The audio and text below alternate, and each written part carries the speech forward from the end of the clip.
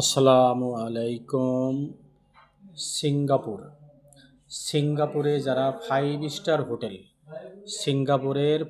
Star হোটেলে room attendance পদে 50 জন লোক লাগবে। 50 জন রুম অ্যাটেন্ডেন্স পদে, যার বেতন হবে মাসিক 2000 সিঙ্গাপুরি ডলার, যেটা বাংলাদেশি টাকায় 1,85,000 টাকা।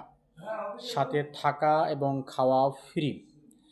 এবং এটার ডেলিগেট ডেলিগেট ইন্টারভিউ হবে। ডেলিগেট ইন্টারভিউ দিতে হলে ইংলিশ খুব খুব খুব ভালো মানের জানতে হবে। যারা 5 স্টার হোটেলে কাজ করার অভিজ্ঞতা আছে, ভালো ইংরেজি পারেন, তারা ডেলিগেট ইন্টারভিউ দেওয়ার 10 থেকে 15 দিনের মধ্যে ভিসা লাগবে এবং 1 মাসের মধ্যে ফ্লাইট।